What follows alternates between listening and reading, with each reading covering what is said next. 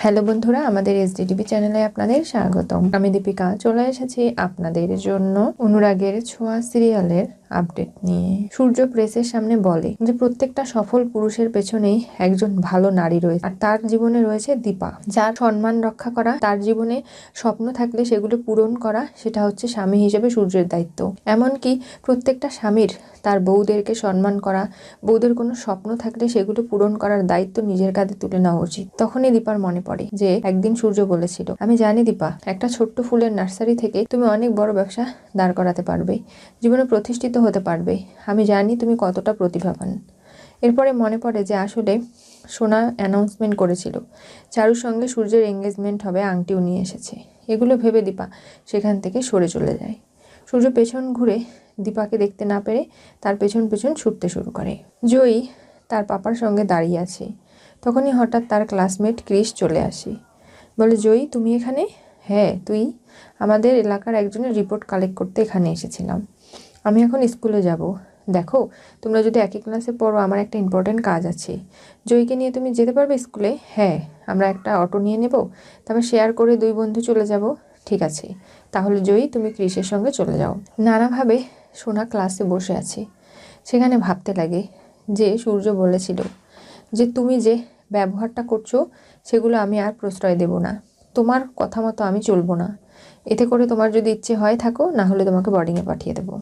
এরপরে সোনার ওপর রেগে গিয়েছিল, ঘরে দরজা বন্ধ করে রেখেছিল। সেগুলো ভেবে ক্লাসে তার এতটুকু মন বসছে না। তার খুব খারাপ লাগছে, বাবার কথাগুলোই মনে আসছে। তখনই খাতায় মনে আনভোলায় আরিয়ানের নামটা লিখে ফেলে। এর খানিকক্ষণ বাদেই আরিয়ান জানলায় এসে দাঁড়ায় ক্লাসের, আর সোনাকে ইশারা করতে থাকে। একটা কাগজ সোনার উদ্দেশ্যে ছুঁড়ে দেয়। সেটাতেই হাসাহাসি করতে শুরু করে ক্লাসের সবাই। তখন ম্যাডাম রেগে যায়, বলে, সোনা তুমি কি ক্লাস করবে নাকি এরকমই করবে? না, আমি শুনছি ম্যাডাম। এরপরে চিঠিটা খুলতে বলে আরিয়ান। খুলে সেখানে লেখা থাকে যে বাইরে অপেক্ষা করছে তার জন্য। আর সেটা দেখে তো খুশি হয়ে যায়, ভাবে তার মানে আমার ভালোবাসার মানুষ আরিয়ান আমার জন্য বাইরে অপেক্ষা করছে, আমাকে যেতে হবে। তখনই বেল পড়ে যায়। সোনা ম্যাডামের আগেই তড়িঘড়ি করে রুম থেকে বেরিয়ে আসে। আরিয়ান বলে, কি ব্যাপার? ও আমাকে কি বলবে আমি বুঝতে পারছি না। আমাকে একলা ডাকলো, তার মানে আমি যা ভাবছি সেটাই কি ঠিক? ও আজকে নিজের মনের কথা আমাকে বলবে? তোর সঙ্গে আমার কিছু কথা আছে। হ্যাঁ বল না। দেখ, তোর বন্ধু কোথায়? কে? জয়ী? ওর কথাই তো আমি বলছি। দেখ, ওর সঙ্গে আমার কিছু ইম্পর্টেন্ট কথা ছিল। ওর নাম্বারটা কি পাওয়া যাবে? তুই আমাকে কি ভেবেছিস কি? আমি কি ফোন নাম্বার দিয়ে বেড়ানোর চাকরি নিয়ে বসেছি নাকি? তুই আমার কাছ থেকে ওর নাম্বার কেন চাচ্ছিস? ওর নাম্বার আমার কাছে নেই, আর আমার কোনো ইম্পর্টেন্স তোর জীবনে নেই আরিয়ান। তুই শুধুমাত্র জয়ীর জন্য এখানে দাঁড়িয়ে অপেক্ষা করছিলি, আমাকে চিঠি লিখলি? এগুলো তুই কেন করছিস? আরে তুই এরকম আচরণ কিভাবে আমার সঙ্গে করতে পারিস? তুই আমার বন্ধু, আমি আরেক বন্ধুর নাম্বার চাইতে পারি না? ওর সঙ্গে আমার ইম্পর্টেন্ট কিছু কথা ছিল, তুই এভাবে কেন রিয়াক্ট করছিস? না, আমি জানি না, ওর নাম্বার নেই। তখনই জয়ী চলে আসে ক্রিসের সঙ্গে। তাকে দেখে আরিয়ান এগিয়ে যায়, বলে, তোর সঙ্গে আমার কিছু ইম্পর্টেন্ট কথা ছিল। তখনই হাত টেনে ধরে জয়ীর সোনা নিয়ে যেতে লাগে। কোথায় নিয়ে যাচ্ছ আমাকে বলো?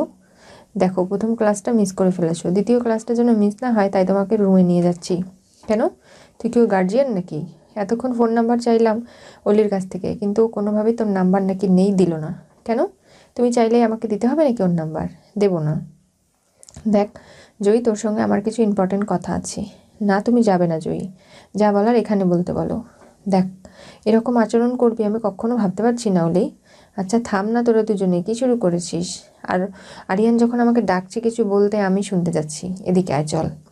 আরিয়ানের সঙ্গে সাইডে গিয়ে কথা বলতে শুরু করে জয়ী। তখনই সোনার মনে পড়ে, তার মা যেমন তেমন জয়ী সব কিছু কেড়ে নেবে সোনার কাছ থেকে। তাদের দুজনের কাহিনী আচরণ একই রকম দেখতে পাচ্ছি, আর সেগুলো ভেবেই প্রচণ্ড রেগে যাচ্ছে সোনা মনে মনে। ক্রিস বলে, কিরে, যাবি নাকি কালকের মতো খাবার খেতে আজকেও? কেন, আমাকে দেখলে কি মনে হয় আমি খাদক? যখন তখন খেতে পারি আর যা খুশি তাই খেয়ে নেব? কেন আমাকে খাওয়ার কথা বলছিস তুই? আমি তো এমনিতে বললাম, আর কখনো বলবি না। এই বলে রেগে চলে যেতে লাগে। কই যাচ্ছিস তুই? আমি ক্লাস করব না, বাড়ি চলে যাচ্ছি। এই বলে সোনা রেগে বেরিয়ে যায়।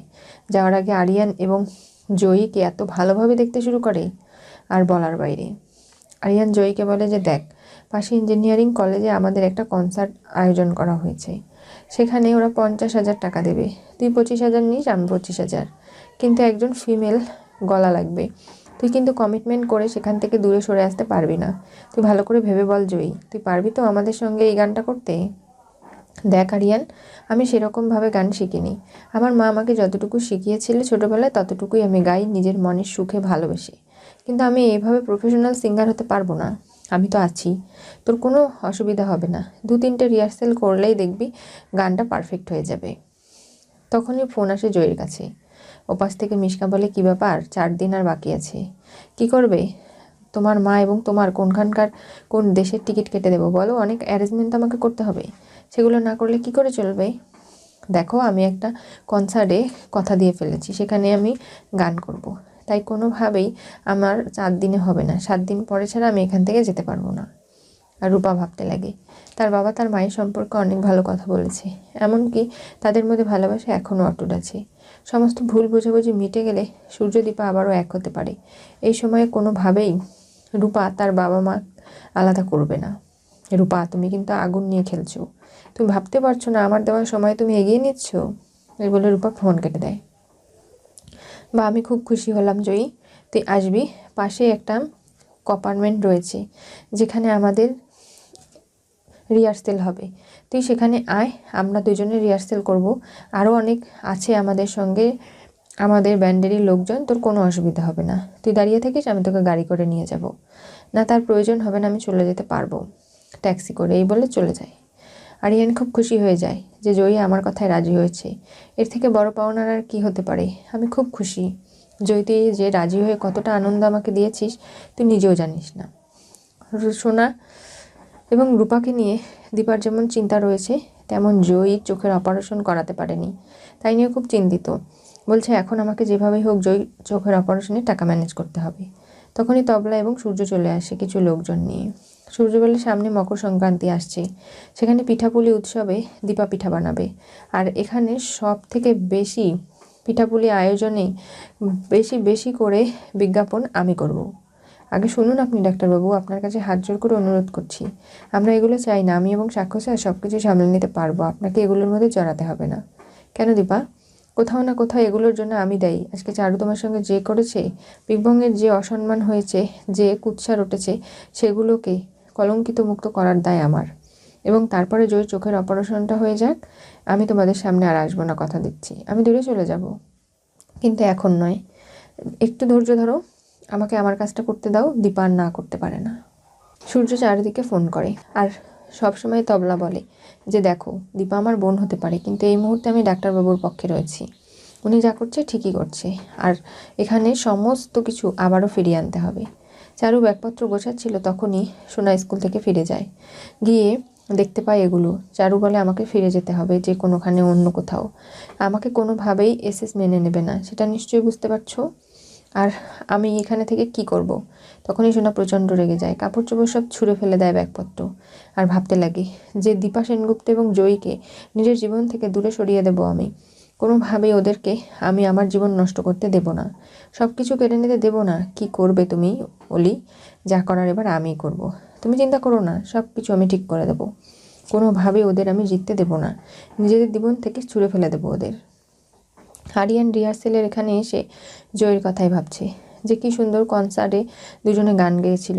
জয়ীকে প্রথম দেখেই ভালো লেগেছিল, জয়ীর প্রতি তার মানে ভালোবাসা। তখনই একজন বন্ধুই আর কি করতে শুরু করে, গোলাপ এনে ছিটতে শুরু করে আর বলে, ও আসবে কি আসবে না, আসবে কি আসবে না। তখনই নানাভাবে রেগে যায়। বন্ধুর সঙ্গে ইয়ার্কি করে হাতাপাই করতে ধরলে বলে, দেখ জয় এসে যদি এগুলো দেখে কিভাবে, ও চোখে দেখতে পারে না। কি বলছিস কি? তাতে কি, ওদের অনেক ইন্দ্রিয়গুলো রয়েছে বাকি, যেগুলো খুব সক্রিয়, কোনো অসুবিধা হবে না। দেখবি ও একদিন ঠিক চোখে দেখতে পারবে। আই উইশ যে ও যেন চোখে দেখতে পারে, তাহলে আমার থেকে খুশি আর কেউ হবে না। চল আমরা একটা গান ধরি। তখনই আরিয়ান একটা গান গাইতে শুরু করে, আর ঠিক সেই সময়ই জয়ী এসে গানটা ধরে ফেলে।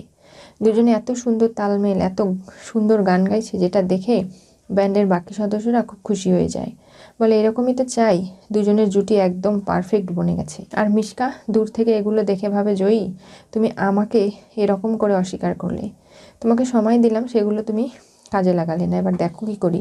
তুমি সারা জীবনের মতো যাতে চোখে দেখতে না পারো সেই ব্যবস্থা এবার মিশকা সেন করবে। কি হতে চলেছে অনুরাগের ছোঁয়া সিরিয়ালের পরবর্তী টুইস্টে? আরিয়ান রূপাকে কাছে ডেকে নিলে সোনা ক্ষেপে উঠল, দীপার মতো সবটা কেড়ে নেওয়ার ভয় করলো। আজকে যেভাবে সোনা রিয়াক্ট করেছে তার মন মানসিকতা এতটা নোংরা দেখে আরিয়ান আরও দূরে সরে যাবে সোনার থেকে, কিন্তু সে সেটা মেনে নিতে পারছে না। জয়ীকে কেন খুঁজলো, ফোন নাম্বার চাইলো, এমনকি জয়ীর সঙ্গে আলাদাভাবে রিহার্সেল করছে, এগুলো জানতে পারলে আরও বেশি করে খেপে যাবে। আর এই সব কিছুকে কাজে লাগাবে এবার মিশকা। সামনে জয়ী চোখের অপারেশন, কি ঘটবে? মিশকার পরিকল্পনা অনেক ভয়ঙ্কর, সেসব জানতে চোখ রাখতে হবে আমাদের চ্যানেলে। পাশে থাকা বেল আইকনটি অবশ্যই করে ক্লিক করুন।